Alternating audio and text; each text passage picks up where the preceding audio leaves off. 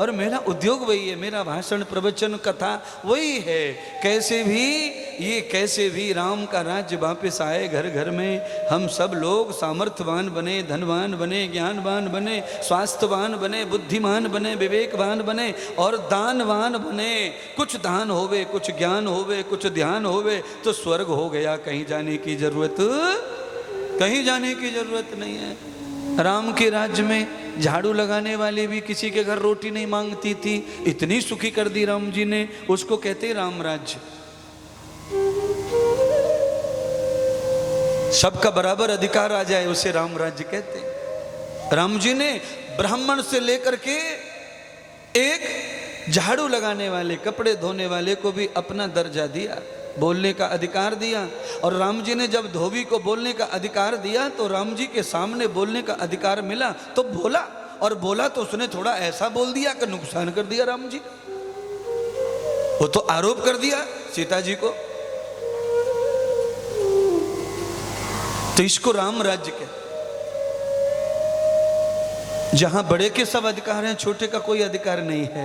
यहां कैसे राम राज्य आएगा, कैसे सुख आएगा?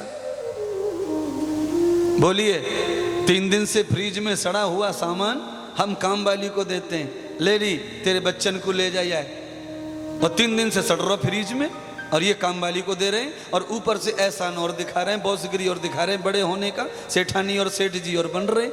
ऐसे नाटक भागवत को पसंद नहीं है, राम जी को पसंद नहीं है। अगर किसी पे दया करनी है तो ताजा ताजा खिलाओ, जो तुम खाते हो वहां बिठा के खिलाओ, खूब काम करवाओ। कपड़े उतर गए, कपड़े फट गए, कपड़े घिस गए, फिर बांट दिए, उतरे हुए बांट दिए, चलो ठीक है बांट दो। अब वो जमाना नहीं बचा उतरे पहनने का। पहले तो बारात में भी चाचा के छोरा को पहन जाते पैंट, अब नहीं ये जमाना। अब तो वो जमाने दूर चले गए। क्यों चले गए दूर? क्योंकि पहले तो शादी और ब्याहों में पूरे गांव में से खाट इकट्ठी करे, एक एक खाट एक के घर पे से लावे, और जिसके घर में बारात आवे पूरे गांव की पराते आवे, पूरे गांव की चमची आवे, पूरे गांव की बाल्टी आवे, पूरे गांव के भगोने आवे, पूरे गांव के पलाट आवे, पूरे गांव के मटके आवे, और पूरे गांव में से दूध जमा होवे, पूरे गांव से दही जमा होवे, पूरे गांव से छाछ जमा होवे, और फिर भंडारा होवे। उस संगठन में अगर वापस हम लौट आएंगे, ये टेंट बंद हो जाएगा, पैंट बंद हो जाएगा, तो समझ लो राम का राज भी लौट के। अब तो भैया टेंट पे से आवे सब रो।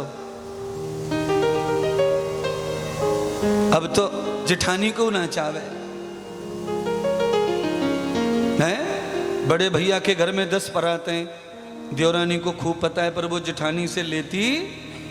हाँ, जिठानी की परात नहीं चाहिए, चाहे भाड़े 3 गुना चला जाए टेंट वाले का, पर जिठानी की फ्री की नहीं चाहिए। ये हाल है। अब बताओ, जिठानी की परात फ्री में नहीं चाहिए तो ये प्यार करेगी कैसे देवरानी? बताओ, ये प्यार कैसे होगा? इनमें प्यार नहीं हो सकता है।